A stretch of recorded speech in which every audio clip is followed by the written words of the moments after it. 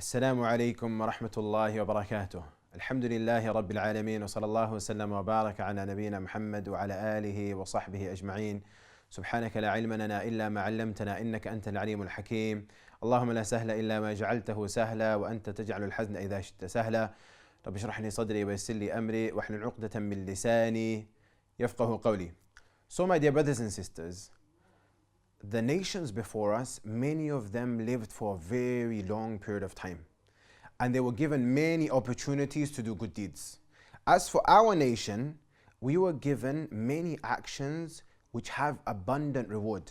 Al-Qadi ibn al-Arabi, one of the great classical scholars, rahimahullah ta'ala, he says, the greatest gift out of all of those actions was Laylatul Qadr. Laylatul Qadr. So a person may ask, okay, like, what is Laylatul Qadr? Like, why was it called that? What does it even mean? Laylatul Qadr, Layla means night, and Al-Qadr has more than one meaning. One of them, it means decree. Another meaning that it has is honor or greatness. And Abu Bakr al-Warraq, from the scholars of the past, he says, the reason why it was called honor and greatness, as in Laylatul Qadr, he says, لأن من لم يكن له قدر صار بمراعاتها ذا قدر. Said because a person who didn't make the most out of their life, a person who wasted a lot of time during their life, they didn't do many good deeds, so they didn't have a special status with Allah. But once Laylatul Qadr took place and they made the most of Laylatul Qadr, now they obtained a special status in the sight of Allah, the Almighty, subhanallah. Just over that one night, it's like a game changer. And that's why Ibn Rajab rahimahullah ta'ala, he says, يا من ضاع عمره في لا شيء. He said, oh person who's wasted the entire life. Nothing can amend all of that wasted time. He said, استدرك ما فاتك. He said, basically, nothing can amend any of that wasted time. But what? But Laylatul Qadr. Yeah, استدرك ما فاتك في ليلة القدر فإنها تحسب بالعمر. Why? Because its value is equivalent to a lifetime. A lifetime. So a person may ask, okay, wow, like I didn't come across that before. I never knew that it was like that. Because it's true. Myself, when I first came across some of these statements, I was blown away, like completely. I was thinking all of these years, how comes no one shared this sort of stuff with me before? So a person may ask, what makes it so special? What is the reward on that night then? Like, how does it work? And the answer is, we'll break it down, inshallah ta'ala. There's three main things that stand out. The first one is sins are forgiven. As the Prophet ﷺ mentions, من قام ليلة القدر إيمانا واحتسابا غفر له ما تقدم من ذنبه. A person who stands up, a person who stands in the prayer, who does night prayer, does the prayer on Laylatul Qadr during that night, with iman, with conviction, with belief, and in hope for Allah's reward, غُفِرَ لَهُ مَا تَقَدَّمَ مِنْ ذَنْبِهِ. His previous sins will be forgiven. So that's the first one. The second one, Allah the Almighty tells us in the Quran, Laylatul Qadri khayrun min alfi shahr. This night of Al-Qadr is better than 1,000 months. So imagine, think of it right now. A few hours is better than 1,000 months. How long is 1,000 months? 1,000 months is 83 years and 4 months. Subhanallah. And what do one? So if let's say we do some good deeds on that night, what happens? It's better. Or in fact, let me break it down the second way. I think this will be easier, inshallah ta'ala. A person who spent the night doing good deeds. So let's say, for example, they recited Quran for like a certain amount of time. They completed maybe 1 chapter of a Quran, 2 chapters of a Quran. Yeah? It's as if it's like the reward. Imagine they were to do that. It's like, imagine they were to do that same thing, that same amount of Quran that they recited for more than 83 years. Every night for more than 83 years and 4 months. They performed some night prayer. Imagine they were to do that night prayer, the same amount of night prayer. It could be a certain amount of rak'ahs, a certain amount of units of prayer. Same amount for 83 years and 4 months. Meaning not just for 83 years, more than that. That's what we mean by reward. Yeah, that's what we mean. Likewise, they gave some charity. Like, let's say they gave £1 in charity, for example. A person, it's like, imagine a person gives £1 in charity for more than 83 years and 4 months. Meaning like that, if you think of it from that angle, that's how the scholars have understood it. That's beautiful. That's so amazing. That just one night, and that's what happens in the process. So that's the second one. Imagine 83 years and 4 months plus, meaning more than that, of good deeds added to your scale. Most of us, we won't even live for that long. We may live for 60 years, may live for 70 years. Some of us may live for that, that period of time and a bit longer, but many of us won't make it until that time. Imagine you have this Ramadan, which is a gift, and then on top of that, you have Laylatul Qadr, which you catch, inshaAllah ta'ala, and you make the most of, and then all of those good deeds are added to your scales, inshaAllah ta'ala. So that's the second thing. The third beautiful virtue that Laylatul Qadr has is the entire night is a dua acceptance time. I know one brother who was far away from Allah, and he made dua on Laylatul Qadr, and he mentioned this himself. He said, and Allah blessed him to take a U-turn, yeah? It's like he was doing it during those nights, and we're going to break this down in terms of when it is very shortly, inshallah ta'ala. We're saying, so he done it during that time, and Allah blessed him to take a U-turn that same time. Walillahi alhamd. As in, and from that time, he never looked back.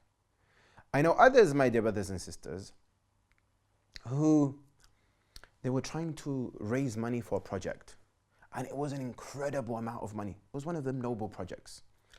And this only happened a year ago. This is last Ramadan, to be more specific. And anyone who they spoke to, they were saying, you guys are crazy. Like, how are you going to raise that amount of money? And then the way that you want to do it is very unconventional on top of that. So I remember, so one of the brothers who was in charge of this, he said that I'm not going to communicate or waste my time communicating with the people anymore. I'm going to now connect with the Lord of the people. So he said, let me just make sure that during these 10 nights, during the time where it's possible for it to be Laylatul Qadr, I make dua, and if it's accepted, inshaAllah ta'ala, that Allah will place lots of blessings. And subhanAllah, the things that he wanted, the things that these individuals wanted, they were given that and a lot more. And I saw this with my own eyes. So this is something that actually happened, just a year ago. And another brother, in fact, brothers, a number of people, in fact, who wanted to memorize the Quran, and they struggled.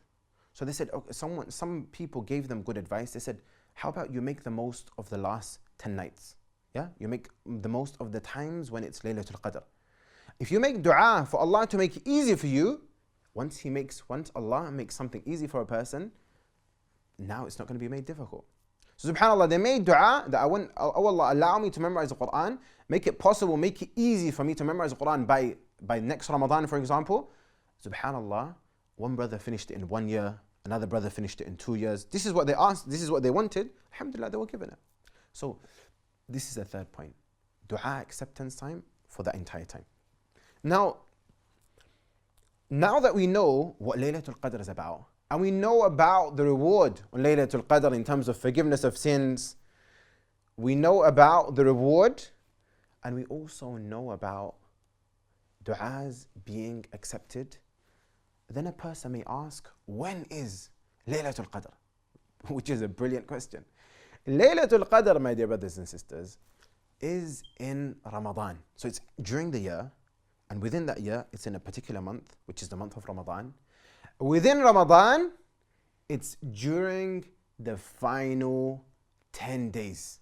Like the Prophet ﷺ in Sahih al-Bukhari, during his lifetime, the last decade of his lifetime, he entered into al-i'tikaf, which is in the masjid. You commit yourself into the masjid, worshipping Allah, and making the most of acts of worship. So and you don't normally leave the masjid for, except if there's a valid reason. So the Prophet ﷺ done this for the first 10 nights, for the first 10 of Ramadan. And the companions done it with him. Then Jibreel alayhi salam came to him at the end of the 10 and he said, what you're searching for, what you're requesting is ahead of you. So then he done i'tikaf, he remained in the masjid for the second 10. And the companions remained with them.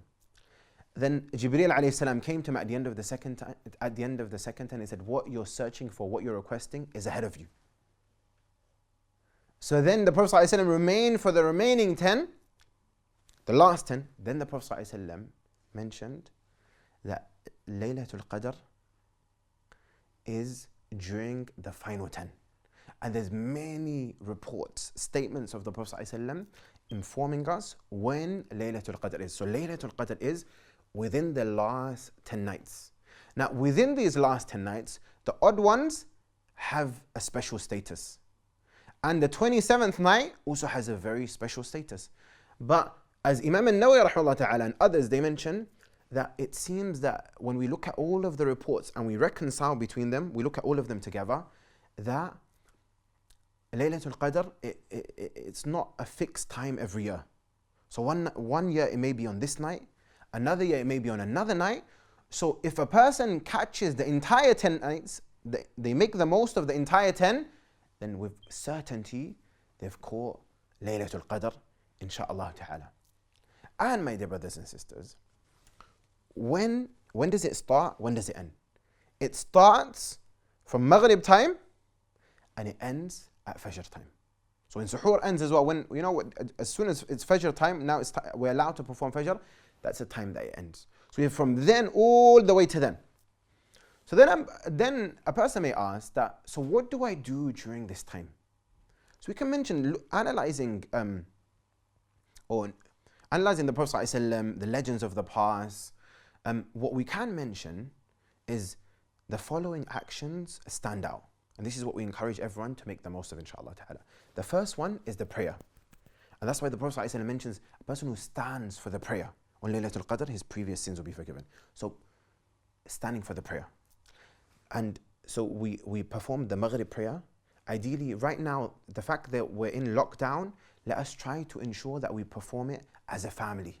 Yeah, as a family, inshallah ta'ala. So we get the full reward. Yeah, we will get the full reward.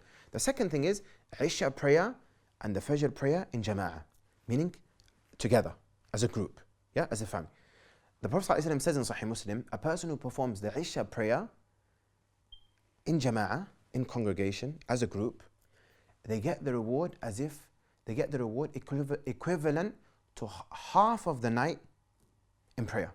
Imagine the reward of half of the night. You didn't do that, but half of the night is in the bag. But a person who performs Isha together, as well as Fajr together, they get the reward equivalent to performing the entire night in prayer. So this is something that I would say, this is like the bare minimum. This is literally the bare minimum. We need to ensure that doesn't matter what's happening, even if we're super tired at Fajr time, let us just, even if the Imam has to perform a short prayer, so be it. But let us ensure that we perform it together, inshaAllah, so we don't miss out on this magnificent reward. Another action that we can do when it comes to the prayer is if we have one of the male members of our family leading the prayer, after the Isha, we perform the 2 Sunnah, and then they lead the night prayer. And so we have one of them leading the prayer, inshaAllah ta'ala, and we pray behind that person, and then they perform it, they do the witr as well, and they complete it. If we do that, then the Prophet ﷺ says, "Man qama ma'al imam hatta yansarif kutiba lahu qiyamu layla." A person who stands in the prayer, in the night prayer, behind the imam, until the imam goes. So the imam finishes off the prayer, and he's done. What will be recorded? The entire night in prayer. So these are 2 hacks, if you like, that we're sharing with you guys to save you time, inshaAllah ta'ala, and so that you make the most of it. Yeah? InshaAllah ta'ala. Because these are very powerful actions that I would highly encourage. And none of us, we need to make sure that they don't slip through our fingers. That's the last thing that we want during this time. So the prayer. After the Imam finishes the prayer, if you want to perform some more prayer, feel free to do so. Yeah? The Prophet ﷺ did so, and there's no harm. You don't need to perform. If you perform the witr with the Imam, you don't need to repeat the witr again. But feel free to do more prayers, inshaAllah ta'ala. Yeah? There's only good, and there's only goodness in doing so. So that's one action, the prayer. And if you wanted to do the prayer even between Maghrib and Isha, like a number of the companions of the Prophet ﷺ would do so, there's no harm. Because this is a time, I would say the 2 times that are normally really missed out on. The first one is between Maghrib and Isha, and the second one is the last hour of the night where everyone's busy in suhoor. Suhoor doesn't take longer than about 15, 20 minutes max, my dear sisters. The rest of the time, even once we're, like we're having a suhoor, we can still make time to go and do some acts of worship, whether it's du'a or perform some prayer or other than that. So the first one that we just mentioned was the prayer. We talked about performing it as a group, as a family, for Maghrib, for Isha, for Fajr. We talked about the reward. We also talked about the night prayer. We also talked about don't miss out during those times that many of us tend to miss out on. The second action that we can focus on is the Quran. The Prophet ﷺ would review the Quran with Jibreel alayhi salam every night in Ramadan. And the year that he passed away, he reviewed it twice. So let us ensure that recitation of the Quran, let's say we have a portion that we recite during the nights of Ramadan, maybe we need to increase those portions. So let's say, for example, it's a certain amount, maybe we double it. Yeah, maybe we double it. Inshallah ta'ala. So that's the second one, the Quran. However much, you could recite the Quran, you could listen to some of its explanation, no harm in doing so. You could read some of the explanation as well, that's also a possibility. The point is connecting with the Quran. It's a very noble action that we can do during this time. A third action is to give some charity. The Prophet ﷺ was the most generous of all mankind, but in Ramadan his generosity was on a different, it was just a different league. Yeah, it was on a different level. And generosity is not just charity. Generosity could be teaching someone something. Generosity could be charity itself. Yeah, generosity could be helping some people. So when it comes to charity, let's talk about charity, inshallah ta'ala. Giving charity every night, if you gave charity every night, for sure you would have given charity on Laylatul Qadr. And if you feel that you forget, and right now under the lockdown you can still do it online very easily, wallahi alhamd. And if you feel that you're going to forget, how about you automate it? Automate it for the entire 10 nights, that way it's covered. You're covered. Yeah, you've already made the intention and it will be released on each night, so you're covered. Alhamdulillah. Yeah? So that's a third point, charity. We talked about the prayer, we talked about Quran, and we talked about charity. The fourth action is all types of remembrance of Allah. Any type of remembrance. So saying Subhanallah, Alhamdulillah, La ilaha illallah, Allahu Akbar. Any type of remembrance that you know, any type of dhikr, any type of words or statements of remembrance that you know, if it's prophetic ones, that would be ideal. Even if it's Quranic ones, for example, like رَبَّنَا آتِنَا فِي الدُّنْيَا حَسَنَةً وَفِي الْآخِرَةِ حَسَنَةً. Do lots of remembrance. I mean, if you could do it with some meaning as well, that would be amazing. But even without meaning, no problem. So that's the fourth one. Lots of remembrance, inshallah ta'ala. A fifth one is dua. Dua. I just want to give you guys a short, like hack, if you like. That because what I find is many a time, the last 10 nights go by, and we're not really sure how to make dua or like what to make dua. So many of us just pick up other people's du'as and we read their du'as. I mean, there's no harm doing that, but no doubt when you're doing your own du'a, it comes from the heart. Yeah, it comes from the heart. So some brothers and sisters, when I've asked them, how comes you don't make your own du'a? They say, I don't know what I'm supposed to make du'a. What am I supposed to ask for? Yeah, So I would say use this. This is a quick little technique that maybe you can use, inshallah ta'ala, to work out what you really want. So there's a beautiful narration in Sahih Muslim where the Prophet ﷺ says, Allah the Almighty says, Ya ibadi, O my servants, لو أن أولكم وآخركم وإنسكم وجنكم قاموا في صعيد واحد فسألوني فأعطيت كل واحد مسألته ما نقص ذلك مما عندي إلا كما ينقص المخيط إذا أدخل البحر. O my servants, if the first of you, the last of you, imagine like all of mankind, all of the jinn as well, they all stood in one massive area. Everyone had their wish list, not three wishes, they had their wish list, whatever it was, long list. They asked for everything from Allah. Allah says, and you asked me, meaning for everything. فَأَعْطَيْتُ كُلَّ وَاحِدٍ مَسْأَلَةً, and I gave every single person what they asked for. It wouldn't diminish. It wouldn't decrease from my kingdom, vast kingdom. all of the things that Allah, meaning it's not going to decrease from Allah's kingdom, but like a needle, if it was to enter into the ocean, take it out. Meaning basically, this is just an example. It's just an example. But meaning Allah's kingdom is not going to be affected at all, ministers. That's a simple way of understanding it. Yeah? Whatever you ask for, you can ask. So imagine, think of it yourself. Imagine you were there. What would you be asking for? What would you be asking for? As in, we're not going to be standing in front of the king of the world and ask for £100 and that's it. And the person's like, alhamdulillah, I'm done. And after 2 minutes, we're like, I've asked for everything. You're going to be like, you've got a blank check, my friend. You have a blank check.